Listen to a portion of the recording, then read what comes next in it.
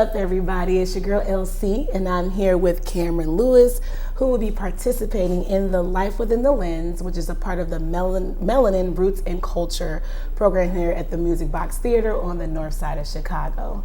So Camryn, what does it mean to be a part of such an event that highlights or puts Black directors here in Chicago to the forefront?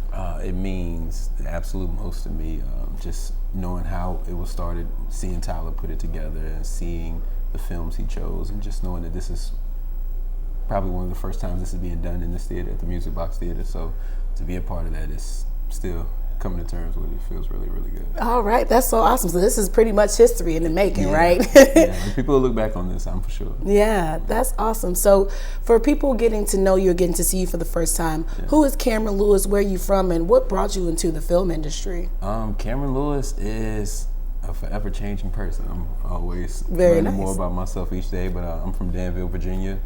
I came out here about 2.5 years ago for film school at Columbia. Decided I was only going to do 2 semesters, and which was good because the tuition went up that following year. But took that next year's tuition, made my short film, which will be showing in the Life Within the Lens series, and just kept going from there. Wow! So you've been here about 2.5 years, and you're already you already have a project that'll be a part of a series here in Chicago. That's pretty monumental. That's pretty awesome. Thank you. I'm sure your folks back at home are extremely proud of you, so that's really cool. Yeah, so I try to get them out here as much as possible, but they haven't been able to come yet. My mom and grandmother did come last summer, but I want them to see it in person, because sometimes you can send people pictures and videos and they're like, oh, that's nice. But seeing it in person is a whole different thing. I totally agree. Chicago's a beautiful city. And I'm glad that it sounds like it's been good to you so far. Yeah, the winters have been hard. Yeah. I'm coming to terms with everything. That's good. They just build resilience, that's all. So can you tell us about some of the projects that you'll be presenting next month in the Life Within the Lens series? Because from what I understand, you're presenting 3 short films, right? 3 short films into one, titled 3 really short films about love. And what we have is 3 short films, each involving only 2 characters, and they're near silent films, so there's no dialogue in the films. Wow. All you hear is the sound effects of outside noises and the music. And what we have, the first film, we have a couple in their 20s. Second film, we have a married couple in their 30s, and the last, a couple in their 50s. And what we see in each film is what the most insecure in a relationship feels they need to do to sustain the love they have for their partner. Wow. So, it's an ongoing thing, huh? Yeah. Those feelings we all know when you got somebody you care about. Yeah. That's really awesome. What was the inspiration behind these projects? What made you go in that direction particularly? Well, I love it's a channel called TCM, Turner Classic Movies. I watch it 24/7. Okay. And I get off work here like 11:30 on Sunday nights, and on TCM, Jacqueline Stewart, who I believe is from Chicago, she presents Silent Sundays. So stand up watching silent films, and you just think, we talk a lot in movies now. Yes. Sometimes we don't even need to talk. It's just filler stuff. So just say, let me take that challenge of making something where there's no talking.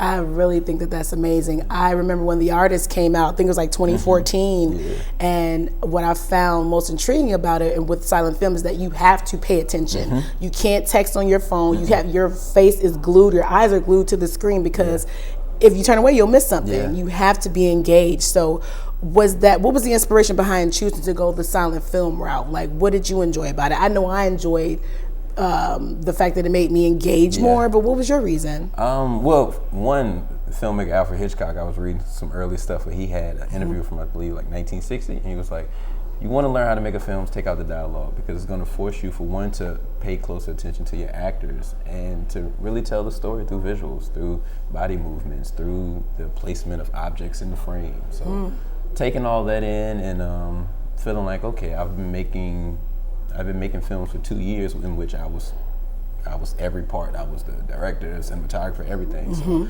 let me have a crew for this film. Let me have an actual cast and take on that challenge of making something that I'm not sure is gonna get to that point, but I feel like that's the beauty of it, because I feel like if you know you're certain with something, then it's no fun. It's got to have a little nervousness in there somewhere. Yeah, a bit of a challenge, right? Yeah, because if it's too easy, what does that mean? No, I really appreciate that. I'm an actress as well, and I know, I do a little something. But I think one thing that I've learned is that there's a really big difference between theater and film. And theater is about being big because you have to perform in front of a live audience, whereas film is more subtle because the camera is right there. And I'm sure you probably had to go over some of these differences with your actors. Did you run into any challenges where they may have had to go about things a little differently because this was a silent film? Yeah, it was moments where certain emotions are trying to be expressed, which will usually say, a character may say, I'm mad at you, or I'm not feeling great. You have to show that with your eyes. You have to show it with the way you look at someone. So the rehearsals of what we had for the films, for the 3 films, the different rehearsals taught me a lot. So we would have maybe 2-3 rehearsals before we started shooting. And each one we would discover something new, and one of the actors may point out something that I hadn't seen. So we would incorporate that into the script, incorporate that into the film. So those taught us a lot. I feel like the actors learned a lot, I learned a lot, and it made me a better director. So. No, that's a beautiful thing, and that's good that you allowed your actors to contribute as well, right? Because we're looking at them when we're on the screen. Yeah. No one's thinking about nothing else. So the actors, they should have a big say in everything they're doing on the screen. Yeah. So assuming, because a lot of people are going to see this interview, right? Yeah. Let's say somebody is watching this that wants to get to where you are. If they want to create a project, a film, where do they start? Like, where do you start? Do you start with the planning? Do you start with the storyboard? Like, what is kind of like your, system, if you will? Or what would your advice be to someone starting out? I remember when I started, just pick up a camera and go.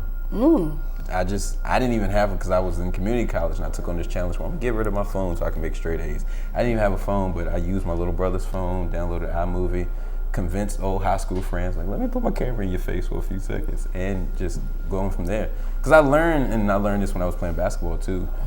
When people see you're serious about something, they take it serious. But when you're not doing it to your fullest ability, no one's gonna take it as serious. So I would say just pick up a camera, go, and let people know that you're doing it for a reason. I love that. That was a gem right there. Yeah. Just don't overthink it, just do it. Yeah. That's beautiful. So from Empty to Mr. and Mrs. Hutchings, you have about 7 projects that you've done. But what has that journey been like? Oh man, wow, that means a lot. I do my research. You do. When you said Empty, I was like, oh, you really went back. It's meant a lot because I have a DVD of about 5 films before Empty that no one will ever see, but I learned with each one, and it's about building a muscle. So can you ask the question one more time? Yeah, so from Empty to Mr. and Mrs. Hutchings, you have about 7 projects. Like, what have you learned in that journey? To keep going, because it's not about, one of my favorite filmmakers, Sidney Lumet, he was like, when you're starting out, it's not about this is my best film or this is a bad film. It's about, do you have films? So just make stuff. Because each one you're gonna learn something new, and a lot of times too, especially when I've learned through releasing the films on social media and stuff, people don't see the mistakes that you see in there. So someone may see something, think it's the greatest thing, just make it and let people determine what it is. As long as you know what you feel about it, that's all that matters. Yeah, that's awesome. So one thing I love that Shannon Sharpe does on his show is he asks, whomever he's interviewing to name the Mount Rushmore or whatever field that they're in. So for you as a director, who is your Mount Rushmore of directors, your 4 favorite directors, like the GOATs, if you will? Well, first and foremost, I gotta give all credit to Spike Lee, because this man did everything that we're talking about without the internet, without backing, without anything. Like, he has a great book about when he first made She's Gotta Have It, and to see this man skipping meals, almost missing rent just to get that film done, he's up there at the top. Yeah. But other than that, like I said, I'm a big fan of classic Hollywood. So the John Huston's, and anything. What did he direct? Anything we know? John Huston, he did Maltese Falcon. He did so many different films where when you see them, you see this man had a command over the language of film and just telling a story through visuals. Beautiful. So him, I love. Currently working Paul Thomas Anderson. I love Jonathan Demme, who I feel like isn't mentioned much. He did Silence of the Lambs. Oh, he also did Stop Making Sense. Like, that film wouldn't be what it is without him. So just to feel like he deserves his credit. And, it's so many out there. It's hard to choose, right? Yeah, because you start to think like, which ones do I really? Because you want to mention everyone, but Yeah. We were kind of talking earlier about your story, but what was that that moment where you were like, this is what I want to do, that aha moment where you made a connection with film or directing? Well, I was in community college and knew I wanted to go off to school, but I was doing everything after basketball. I was painting, writing songs, doing all that stuff. And I had a professor who was like, so what do you want to do? And I told him I was interested in movies. And he told me to come to his office afterwards. And when I got there, he had this brand new camera. And I was like, where'd you get that from? He was like, take it, go shoot. Come back in an hour with an hour worth of footage. And I'll teach you how to edit. So we did that. Wow.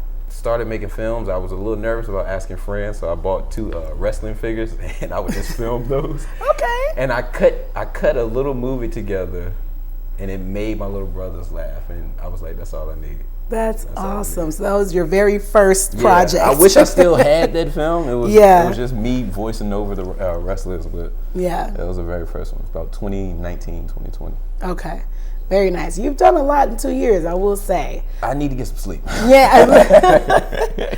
But like you said, when people when you take the craft seriously, people will take you seriously as well. So that I appreciate that as another artist, if you will. Question: so who is Tyrese Witherspoon? Oh, man. Yeah, who is that? Tyrese Witherspoon is a rapper, singer, learning how to play the guitar. Okay. Tyrese Witherspoon is something that came together last year. Friend of mine who was also in my short films, he makes beats on his phones. And he sent them to me. He knew I liked to freestyle and stuff, but I'd never really gotten into recording music. And he was like, we should make something. I was like, sure, just going along with it. And we went to our school's library when I was at Columbia. And in about 3 hours, we made a little tape on his phone with his iPhone headphones on GarageBand, and he used his real name. I was a little nervous about doing that, so I thought, what 2 actors have I seen in the same movie? And I just rewatched Baby Boy with Tyrese Gibson. Yeah. And I rewatched Cruel Intentions with Reese Witherspoon. So. Oh, that Witherspoon. Yeah. I thought John Witherspoon. John I was like, I Witherspoon just thought too. Pops and Tyrese. Yep. But just taking all of those and saying, all right, let's go with it. And last year I was in a relationship. I didn't know what to get my girlfriend at the time, so I was like, what's something I can give her that she can keep forever? And I was already recording some songs for the short film, but I was like, let me try to actually take Tyrese Witherspoon somewhere and make some songs. So made a tape. It was just a gift for her for Valentine's Day, but then when I released it, it really started to gain some traction. So wow. Tyrese Witherspoon came to be, and that tape was If You Want Me To. That's beautiful. Yeah. That's really cool. So you decided to have a pseudonym for the musical aspect of it. But it's all one. It's all one. But it's good to have that separation, like a Donald Glover and the Childish Gambino. You know, kind of have that, so you can separate the two. J-Lo, Jennifer Lopez, kind of. You know what I mean? Yeah, I understand completely. Yeah. So Camryn, let's go back to before you got started. Considering where you are now, what advice would you give your younger self, or what advice would you give the person that 2 years ago before moving to Chicago and really, going after your dreams? Trust yourself more, because no one really knows what they're doing. Yeah. No one. Even I've had conversations with millionaires, and I was like, how did you get that? And they was like, I just got here, man. Just have good relationships and keep going. So just trust yourself. And that little thing that might seem weird to others, that's what makes you you. Yeah. That's beautiful. I know you mentioned earlier, sometimes that we face obstacles, and if it's easy, it may not have as much depth or meaning. Yeah. So what were some of the obstacles that you faced while filming? How did you overcome them? With this film or while I was in Virginia? We could do this film if you want to. Well, we shot the first 2 on film, which was something I've always wanted to do. Wow. And I didn't know how much of a challenge that was, but shooting on film, when you when you start rolling, money's being spent. Yes. With this actual film. Yes. But doing that and having to take care of the film and then send it off and have it be developed and then have to wait just to see. So you may shoot something, you might not see what it looks like until 3 weeks. And by that time, everyone's gone. You can't go back to set. So doing that, like I said, having an actual crew, it caused me to be more responsible and hold myself accountable more, because you have people's lives on the line with this. You have people taking off from work. You have people, just giving their all to this film, something you thought of in your room. So I learned a great deal making this film. Got it. Wow. Yeah. So Life Within the Lens is next month. Yeah. What does the future hold for Camryn? What do you have planned next? What should we look forward to? Look forward to my next short film, which I'm writing now. I don't have a title yet, but taking that and progressing to the feature film, because I only want to write and direct movies, so that's the main thing, and expect more music from Tyrese Witherspoon. Excited for both of them to go up as far as possible, so I'm not going to say where I want it to be because I don't want to limit that, so yeah, just expect it to be as high as possible. I love it. Yeah. Well, you heard it here first. I'm your girl, Elle Cee. This is the incomparable Camryn Lewis. Check him out next month at the Life Within the Lens series here at the Music Box Theater. I'm Elle Cee with Black Chicago. See you guys next time. Peace.